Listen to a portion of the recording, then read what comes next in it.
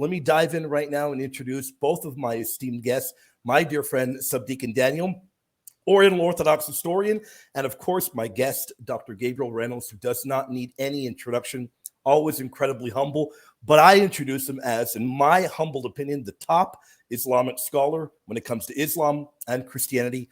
My friend, Dr. Reynolds, how have you been? Thrilled to be back with you, buddy.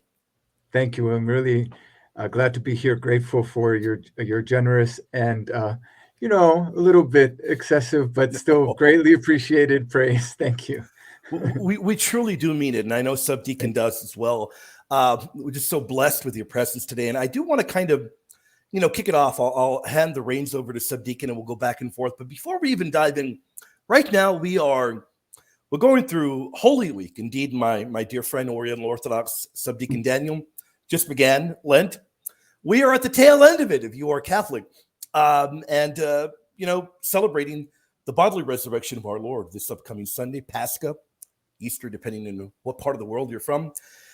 But our Islamic, whether they be friends of ours or people that were engaging in apologetics in a meaningful manner, they, of course, do not celebrate this at all.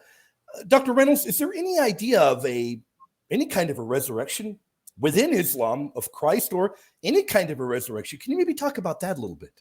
Yeah, it's a really important point. So, yeah, and this is the time to consider that point. So, yep. Maybe just to step back a little bit and present the place of Jesus in Islam. Your viewers may or may not know that, Jesus has a prominent place in the Quran. Whether he has a prominent place in Muslim spirituality, I think that's actually a different question. I think those are kind of two different issues that we might sort of distinguish between. But to start with the Quran, Jesus, his role is to be one of the messengers of God. God communicates his will through prophets or messengers in the Quran. This is sort of how God works. So, on a deeper level, there's a fundamental concern that's similar to a Christian vision of God, a concern with humanity, with guiding humanity. That term guidance is really prominent in the Quran and for Muslims. And so Jesus plays that role, like Moses before him, like Muhammad after him, in communicating God's guidance, God's instructions, God's will, God's law, so that believers will, in his community, would heed God's will for their own sake. It's pleasing to God when you heed his will, but for their own sake, so that they would have the reward of paradise and not the punishment of hell. But it's basically what Jesus says that matters from this Muslim Quranic perspective. It's not his life story. So sort of like the supernatural dimension, really, even if the Quran calls Jesus Messiah, nevertheless, I would say the messianic dimension is missing from the portrayal of Jesus in the Quran. So there's just a profound difference there. Personally, I think there's coherence in the Islamic view. It's just different from the Christian view. Consequently, this leads to the Islamic doctrine about the end of life for Jesus to be profoundly different than the Christian view, than what we know from the Gospels. So, there's a big sort of question mark that looms over the end of Jesus's life in the Quran. We could speak in more detail if you want, but, the standard interpretation of the key verse, which is chapter 4, verse 157 of the Quran, is that Jesus was taken up body and soul before the crucifixion. So there's no question of him rising from the dead, since he never died. In fact, and I know you know this, William, your viewers may or may not know this, Muslims actually expect Jesus, not Muhammad, who did die, they expect Jesus to return in the end times. No resurrection and no crucifixion. Okay, very, very good point there. Now, let me kind of pick your brain a little bit, then I'll hand it over to Subdeacon. Would that be, if there is a mainstream view within Islamic academia, if you will, would that be the mainstream view that Christ did not get crucified? or are there any other kind of views to say, well, you know what, it really isn't so clear? Definitely, definitely Okay. the mainstream view. I mean, the overwhelming majority of Muslims would say Jesus was not crucified. Okay. And many Muslims, like I've had Muslim friends tell me, listen, Gabriel, like that's basically, the dominant tradition. If you look at the commentaries of the Quran, that's the dominant tradition. But I mean, for us, it's just not that big of a deal. I mean, this is not like where the rubber meets the road. Right. The big deal is Muhammad and what Muhammad did. We follow the law of Muhammad and the Quran, which is Muhammad's scripture. So it's just not a big deal. That being said, I would just add that most Muslims would say, we're not actually exactly sure because there's so many traditions with different views. So this would be what Muslims would call an area of legitimate difference. They'd use an Arabic word here, difference. Was it a friend of Jesus who voluntarily offered himself and was crucified? Was it maybe Judas or some sort of enemy of Jesus? They're all different scenarios there that you find in Muslim commentaries on the Quran. But I mean, the consensus view is that he was taken up before the crucifixion, body and soul to heaven. And he's waiting there and will play a role in the end times. Wonderful. Subdeacon, your thoughts, brother? Yeah, I want to ask you, Doctor, is it fair to say in the Quran that Jesus is the prevalent character of the Quran? I mean, it's fair to say that he's extremely prominent and distinguished with both titles and miracles that are unlike any other prophet. So we could speak about those. You probably know some of them. We could speak in some more detail about the way the Quran refers to him and the miracles either associated with him or that he accomplishes. So those are extraordinary. So there's something going on there. But I mean, in the larger, like in my opinion, if you look at the larger sort of system of how God has kind of managed or worked out his providential care, as Muslims would see it, for the world. I mean, Jesus is kind of like a stage that's superseded, he had a certain role at one time for the Israelites, but for Muslims today, basically for anyone in the community of Muhammad, Jesus just doesn't matter that much. I mean, a Muslim will always tell you, especially in the context of dawah or apologetics, we love Jesus, we love Jesus. But the truth is, I mean, Muslims order their life according to the hadith, the reports of Muhammad's life, his sayings and actions, and the Quran. So the scripture that Muhammad brought, the Quran, and the example that Muhammad set, the Quran. They don't order their life according to what Jesus said or did. So I guess there's just kind of an asterisk around the prominence of Jesus in the Quran. Okay. And then would you say that his role, I think he's mentioned more than Muhammad is and things like that, but his role there, would it be that the reason why he comes up so much and he plays a major role in the Quran itself is due to giving an alternative of the religion of Jesus? Like they want to claim to be the religion of Jesus, but an alternative to like whoever wrote the Quran, I mean, to Christianity. Yeah, I totally see your point there, Subdeacon, and I think it's a defensible position. I think, I mean, to explain the interest of the Quranic author in Jesus, it's important just to maybe have a sense of the historical context. I mean, Christianity is everywhere, as you know. I mean, by tradition, the Quran is proclaimed by Muhammad between 610 and 632 AD in the western part of what is now Saudi Arabia, the cities of Mecca and Medina.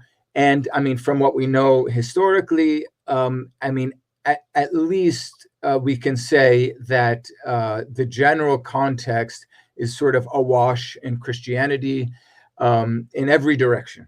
West to Egypt, south to Yemen and Ethiopia, north to Palestine and Syria, and east to what is now Iraq and Iran. I mean, Christianity is just everywhere. And I mean, in a sense, the question of Jesus consequently was something that Muhammad or the Quran's author kind of leave a question mark there for a moment, just couldn't ignore, in my opinion. Like you had to engage with it. And I think, they're probably, this is kind of speculative now. So, I mean, but I imagine that there are different options that were available. One would be to reject Jesus, and perhaps along the lines of the Jewish denial that Jesus was the awaited Messiah, or to appropriate Jesus and make him into something like a anticipation or prototype of Muhammad himself. And then for the Surah Zughruf, verse 81, I have it in front of me here. قُلْ إِنْ كَانَ الرَّحْمَنُ وَلِدُ فَإِنَّ أَنَا أَوَّلُ الْعَابِدِينَ. If the most merciful had a son, so I would be the first of worshippers. Now, in this context, are they trying to say, because if he had a son, because the son would be of the same nature as him, therefore we would worship? Oh, what a great question. Wow. Yeah, it's a terrific question. So one kind of side note, which is a bit interesting, is the Quran generally refers to God with one of three titles. There are many names of God, as your viewers might know, but principally three titles or names. One is Allah, of course, and then one is Ar-Rab, which means the Lord, perhaps similar to something like Kyrios in Greek, used for Christ in the New Testament. And then the third is this, as you cited, Subdeacon, is the merciful, in Arabic, Ar-Rahman.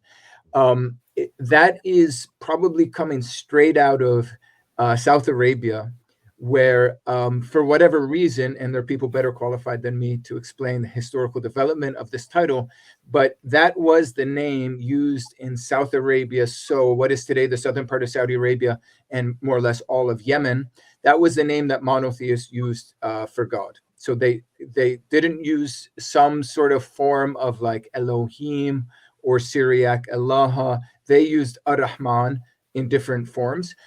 So that's why we see Ar-Rahman, or the merciful, being used for God. But I mean, the verse is so intriguing, right? Because it just kind of like, it makes your head spin theologically, where God is instructing Muhammad to say, if the merciful, that is, if God had a son, then I would be the first of the worshipers. So it seems to be positing, I mean, I would kind of agree with you. It seems to be positing the possibility that God could have a son, and simply denying that indeed or in fact he does have a son. So that's interesting for theological debates, and in terms of apologetics and dawah and all that, because a lot of the way that dawah has developed in Muslim arguments is sort of this insistence that the notion of Christ's divinity, or even the notion that God would be Father, Son, and Spirit, is actually logically impossible. It's like a square circle. A lot of dawah makes that claim. Like, you hear this, like Christians say 1 + 1 + 1 = 1. They're bad at math, stuff like that. So, but that verse would suggest that it's not that it's logically impossible, because the possibility is raised by the first part of the verse. It's just that God does not have a son. I mean, I guess that's kind of all I've got there. I think there are other verses that could be brought in conversation with it. I mean, there's another verse in Surah 6, which says, how could God have a son when he has no wife? I think it's around verse 101. There are also some other verses, for example, in Surah 53, which kind of suggest that it's a question of divine dignity. Almost, I mean, Thomas would speak about the category of fittingness. So almost this notion that it's not fitting for God to have a son. I think the Quranic flavor on that question is somewhat similar to the notion of fittingness.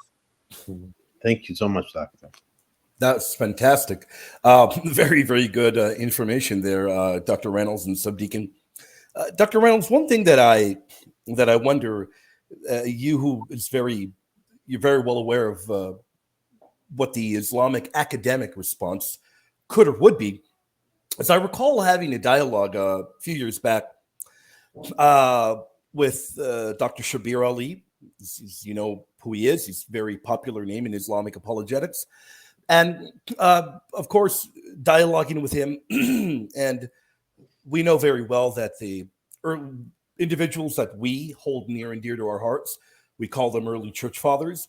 Of course, they're not going to hold a lot of weight for an Islamic scholar.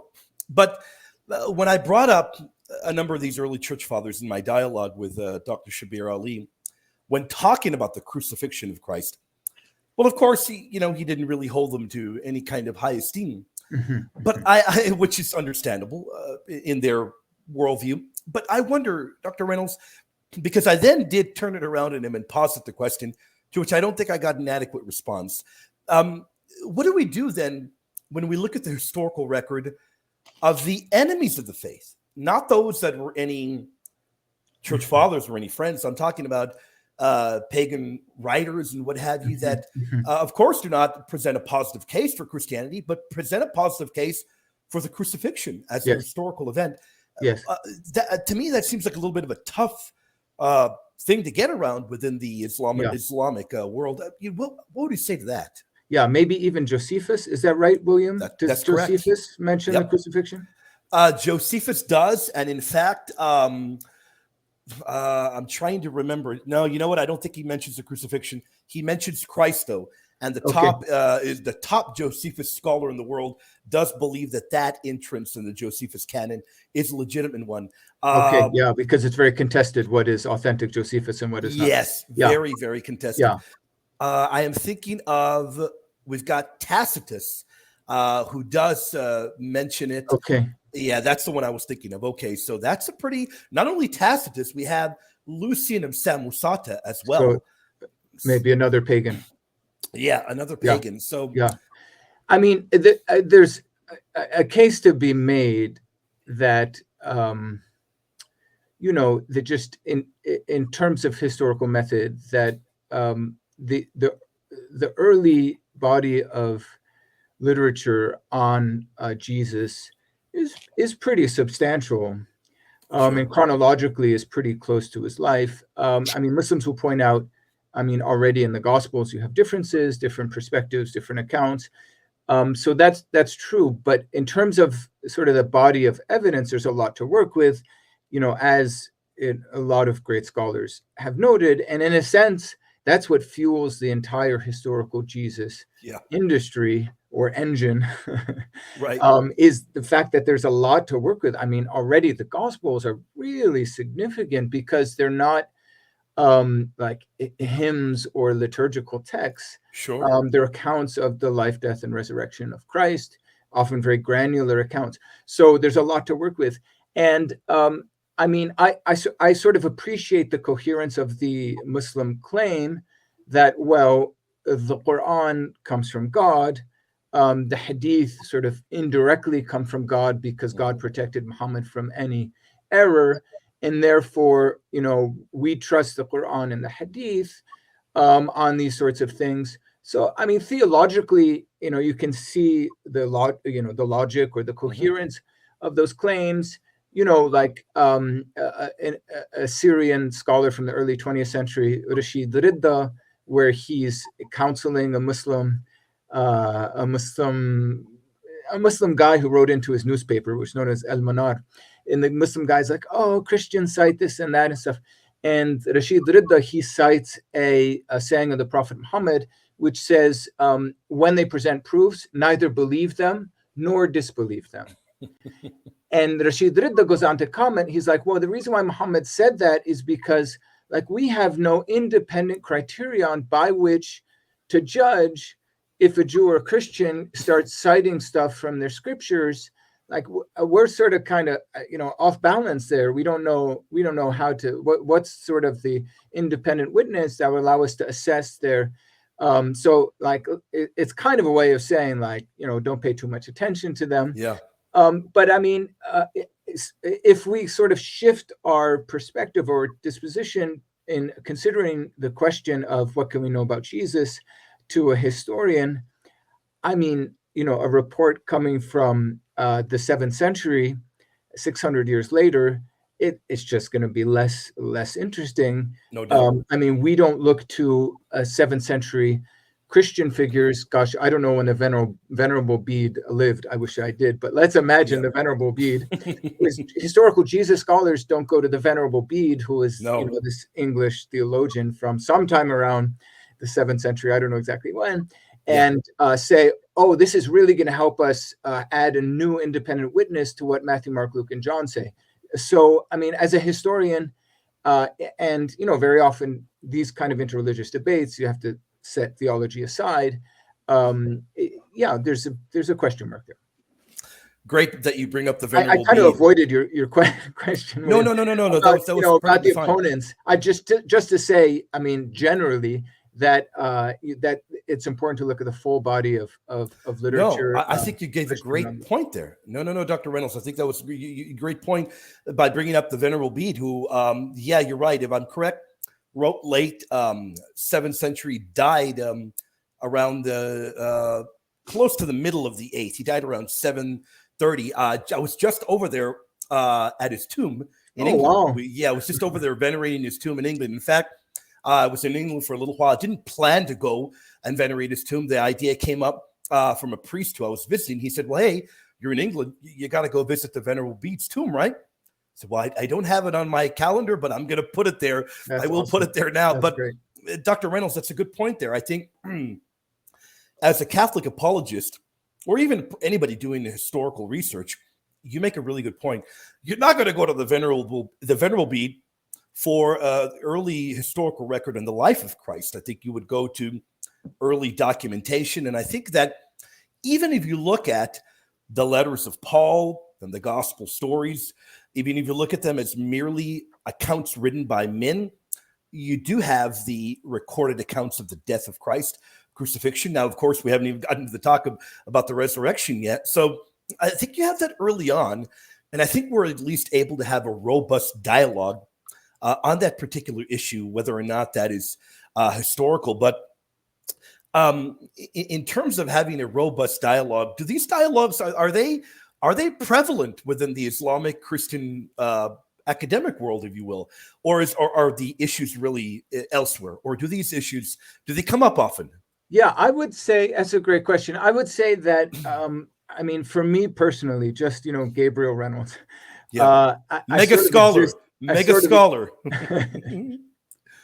I sort of exist in two different worlds, So, I mean, it's really important to note that among academics, there really is something like a common language of thinking about Quranic studies and biblical studies.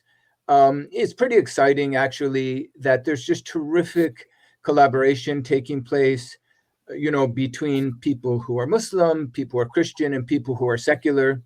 There's a new generation. I mean, it's not a huge number of people, but there really is a new generation of Muslims, believers, or maybe a little more towards secular skeptical views, but still Muslim heritage scholars who are engaging in Quran and Bible scholarship. So that's something, kind of new. There's a couple examples from earlier generations, but now there's really a new wave of these scholars. So in that domain, for example, in a place like the International Quranic Studies Association, there are many active Muslims, from Salafi, very conservative Salafi Muslims, to secular Muslims who are doing Quran and Bible. So there, I mean, everything, like, we have this common language of serious, rigorous historical scholarship, and that's really exciting. And then I kind of live in this other world, mostly on Twitter, but also, through the times I spend in the Middle East, or in different religious Muslim circles I engage with in the United States, where, I mean, overwhelmingly Muslims look at the Bible as falsified. I mean, it's just, there are exceptions, but the exceptions kind of prove the rule. I mean, there's just the overwhelming assumption the Bible is falsified.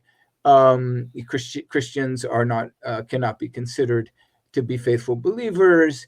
Muhammad is completely infallible. So there's, I mean, the vibe among the overwhelming majority of Muslims outside of kind of the academic circle is kind of very, very traditional conservative views, which make it hard to dialogue, because basically, Muslims with this sort of vibe will not read the Bible and will not trust the Bible.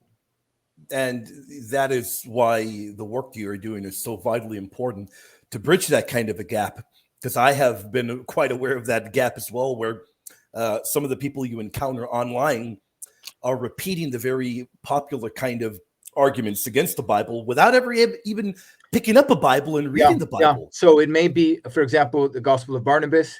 I don't know if that's ever come up in debates, but you know, many kind of Muslims, even if they're not super dawah oriented, they're not dawah bros, they may have heard of the Gospel of Barnabas and think it's great, all of this. And whereas, you know, it's just, it comes from the 16th century. It adds nothing to our knowledge about Jesus from a historical perspective, etc. And I think, and I want to pass it over to Subdeacon right now, but let me just make a clarification for the audience that may be tuning in, I don't want them to confuse the Gospel of Barnabas with the Epistle of Barnabas, which was an early Christian document. There is a great date gap between the two. But Subdeacon, do you have any thoughts on that so far, brother? Yeah, a few things. So I wanted to ask Dr. Reynolds, is it a fair comparison to say the way that the traditional Muslim views the Quran is the same way we view God incarnate, the Word, the Logos, and also the way that they understand the Hadith to be, at least the Sahihah, is how we understand Scripture?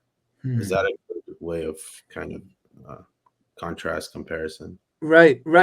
I mean, I would say yes and no to that. So, I mean, it's just, as you know, like the way that doctrine works is it fits in with within a system that kind of all the parts of that system are interrelated, interconnected, you know? So, I mean, I would say personally, and I'm not great on systematic Christian theology, but I mean, I would just say there's something very distinctive about the view of the eternal Son of God.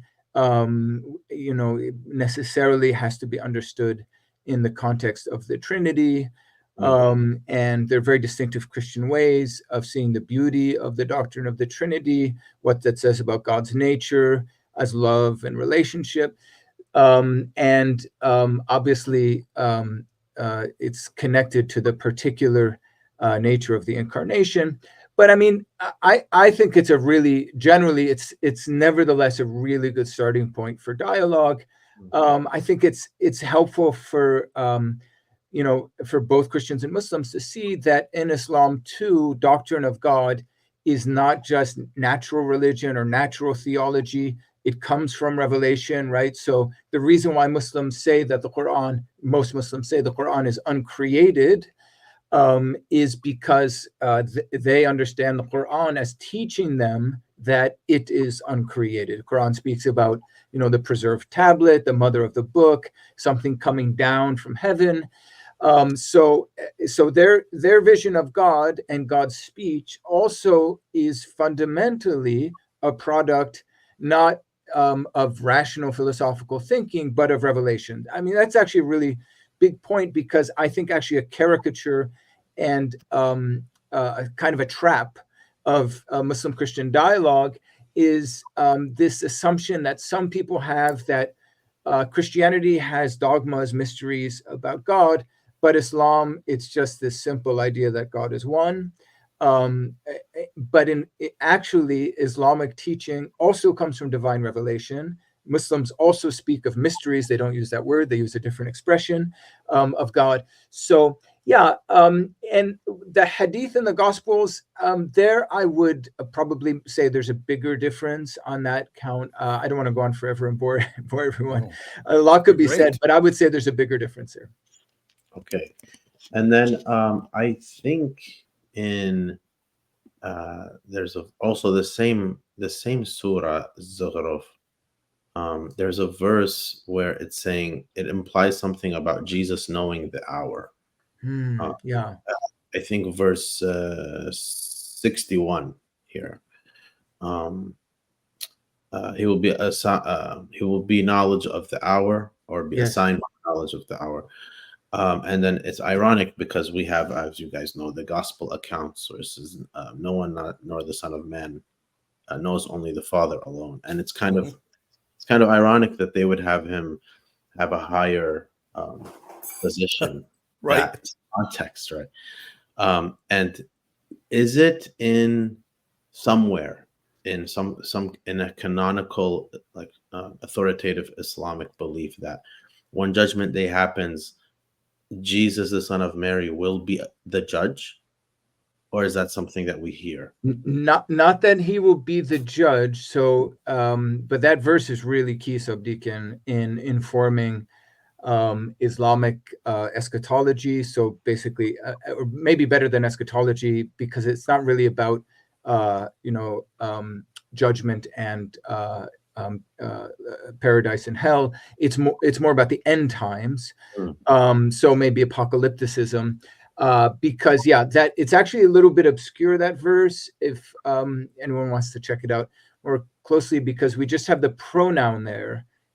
So it says indeed he, but it could be read as indeed it is knowledge of the hour, and that word knowledge can actually be read sign, it can be read in a different way as a sign of the hour. So there's all kinds of debates that Muslims have about that verse. So what it usually provokes is this idea that the hour will be known by the return of Jesus to earth. So this is good, William, because we'll get to the theme of resurrection, because I mean, these are the last things that have to take place before Judgment Day, and there's no special judgment. There's just a general judgment that will take place on this day, which will follow upon the resurrection of the bodies. But before all of that can kind of go down, first Jesus will come back, and the believers at the time will know that the process has started. How some dispensationalist evangelicals will say the show has started when people are taken up in the rapture, and you see cars with no drivers and things. And then for Islam, it's that when you see Jesus coming back, usually said he'll descend in Damascus and then make his way to Palestine. This will be the sign by which the hour is known. So that's how they sort of work it out, because there's a reference in that verse to knowledge, ilm in Arabic, that it's not that he knows it, and it's definitely not that he will judge on that day. Only God will judge. But that his return will be the sign by which people will know, have knowledge that the process leading to the resurrection of the dead has begun. And I don't know if we want to speak further about it, but I mean, this is something that Muslims and Christians share, at least most Christians, that there will be a resurrection of the body. For Muslims, as you know, this is very important. Muslim cemeteries usually bury above ground, and it's usually a burial. These are, reflections of the Islamic belief of the resurrection of bodies. So this is a very important doctrine that most Christians and basically all Muslims share. And then just to make it clear about when his role on Judgment Day, however, it's not clear what it would be. It's not really clear. His role preceding Judgment Day is specified in great detail. He confronts the Antichrist. We can speak about that more. But actually, the Judgment Day itself, there are some traditions that different prophets will try to intercede for their community, but only Muhammad will be successful in his intercession. But I mean, in most reports, he does not have a prominent role on Judgment Day itself. Thank you. Great, fantastic points there, Subdeacon and Dr. Reynolds. Dr. Reynolds, you've been fantastic. And I'm glad that you were able to bring us into the topic of resurrection. Yeah. And I appreciate how you point out how within the scholarly world of Islamic studies, academic world, if you will, that you don't have this kind of blanket argumentation that, well, hey, the Bible is hopelessly corrupted, not even worthy of being picked up and studied. I greatly appreciate that, which is why I always recommend that people check out your channel. And before we're done, you're going to have to put in another plug for that. Check your channel out and your incredible books, because in my firm belief, Dr. Reynolds, is that if we are going to provide a robust defense or even belief of our faith, we should be able to know the very best every other kind of faith has to present. I firmly believe that. Now, my question would be, even if we, now I know as an Islamic individual or scholar or apologist or just everyday believer in the Islamic faith are not going to believe everything within the Bible or the New Testament even. But just looking at the texts, looking at the early followers of Christ and their testimonies, to strongly believing that he truly did die on the cross and that he bodily rose from the dead as well. We clearly have a massive disconnect here, because that truly is the heart of the faith within Christianity, as you know that. Yes. Indeed, people, if you're wondering, you're thinking Christmas is the number one holiday in the faith, you're wrong. It's coming up this week, this Sunday for Catholics, if you will. And other of our apostolic brethren are beginning to celebrate that journey towards the resurrection there. What is the view of the bodily resurrection in Islam, Dr. Reynolds? And is it just outright rejected? And my question is, why would it be rejected with the massive amount of evidence we've got? Is the viewpoint that it would just make the figure of Christ, the Messiah, too divine if he truly did resurrect from the dead? What is the viewpoint within the Islamic academia, if you will, on this point? Yeah, great question. I mean, if I tried to put myself in the shoes of a Muslim apologist, I would imagine it would be fun to ask Shabir Ali or someone what they would say about this. But I would think, an apologist might sort of concede the possibility that Jesus could have risen from the dead, but deny that his rising from the dead would be a sign of his divinity, almost as much as the Quran accepts the virgin birth of Christ, but denies, by pointing to the parallel with Adam, that it points to divinity. So I could imagine, it's purely speculation, and I could be off, and Muslim friends might correct me and say, no, we wouldn't concede that. So that's fine.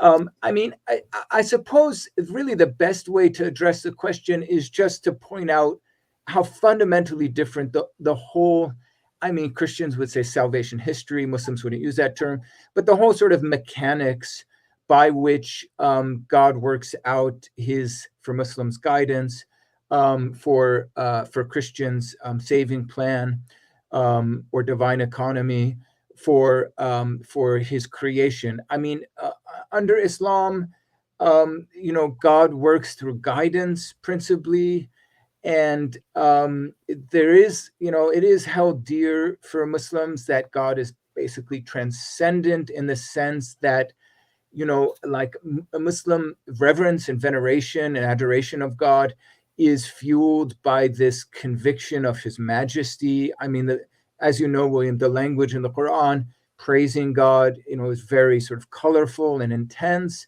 And that sort of just animates the way Muslims adore God. And so from a Muslim perspective, just the central teaching of Christianity is just like, a whole nother universe or a different language that's just not comprehended for most Muslims. Obviously, there are exceptions. There are Muslims who hear the gospel and believe it and are baptized. But I mean, for Christians, I mean, everything follows from the love of God. And I mean, also an important part of this is like the dignity of humans in God's eyes. So a Christian would say, in response to Muslim skepticism, I mean, you find it outlandish that God would become man, but that's how much God loves us. And so, I mean, you're right to say, of course, that the central moment in the Christian liturgical calendar in our celebrations is, Holy Thursday, Good Friday, and Easter Sunday, because, that's sort of the pinnacle of all of salvation history when we're reconciled with God. But even at, the Annunciation, when God becomes flesh in the womb of the Blessed Virgin Mary, that moment already sort of anticipates that culmination. So, I mean, I'm getting a little preachy here, but it's just to say that the resurrection of Christ follows naturally from the whole framework of Scripture, of the Bible for Christians, and how God anticipated this from the beginning. He had a plan to manifest his love and to neither violate the order of justice, nor in any way to compromise his divine mercy in this worked out through the God-man Jesus Christ. Like, that's just so beautiful, all of Christian teaching, but it's just fundamentally different from the Islamic way. And so, and I think maybe last point, and then I'll be quiet, but I think it's important for Christians just to like be sensitive, at least, not be shocked that the whole Christian story seems very foreign and strange to Muslims. Like, even just a Muslim looking at a crucifix, it just looks weird to them. Like, it's just, I mean, not only do they not represent prophets in a figural form, even in paintings, but I mean that it would somehow be revered or adored. It just besides their questions about its rationality, it just looks strange, right? And that kind of represents the Muslim encounter with the whole Christian story for many Muslims. Yeah, great points there, Dr. Reynolds. And yeah, I know. And when dialoguing with Dr. Musharraf Hussain, one of the things that he told me after our debate that we had, he told me, look, I have no idea why you wear a cross or why you all have crucifixes. So I can echo that you are correct. A lot of them really cannot wrap their mind around it. Subdeacon, any particular final thoughts you'd like to have on this particular topic? Yeah, it's not like directly on this, but it's something else regarding them. I think it's interesting that a 7th century Middle Eastern religion, while all their kind of neighbors and everyone else that they see, they have things like priesthood, sacrifices, atonement of sins, things like this. These concepts rejects. Like Eid al-Adha, you would think it's like sacrificial, and you would think there's atonement somewhere. But the idea of complete rejection of a priesthood at all, very interesting to be in that part of the world. I just think that's a great point, and I wish I had a really sort of a clear key that unlocked that riddle. I mean, I agree with you. Christianity, Subdeacon, as you know much better than I do, develops organically from ancient Israel. Israelite religious life centered around the notion of sacrifice, particularly in the Jerusalem temple. On Holy Thursday, we celebrate the institution of the Eucharist, which is a transformation of the Seder Supper, which commemorates the Exodus. And so everything sort of follows, at which time, of course, an animal was slaughtered in place of the life of the firstborn son. So everything follows from that. And I think you're right generally that even other Near Eastern religions had some sense. The Samaritans definitely, and probably others too, had notions of priesthood and sacrifice. You're right as well that ironically, Islam is the only one of the 3 Abrahamic religions, if we can use that term, that still has animal slaughter at Eid al-Adha. An animal is slaughtered. But you're right that is not seen by Muslims generally as a sacrifice in the sense of having any sort of atoning or redeeming value to it. So it's simply done in imitation of Abraham, seen as an act of obedience for the most part. There are little hints in the Quran that some of sort of the framework of redemption and atonement still reached the Quranic author. So, for example, in the story of Abraham in the Quran, it is said in regard to Abraham's son that we redeemed him with a great sacrifice. And the Arabic verb, there's fadanahum, I believe, which is the word that Christians use for Christ as Redeemer, el-fadi in Arabic.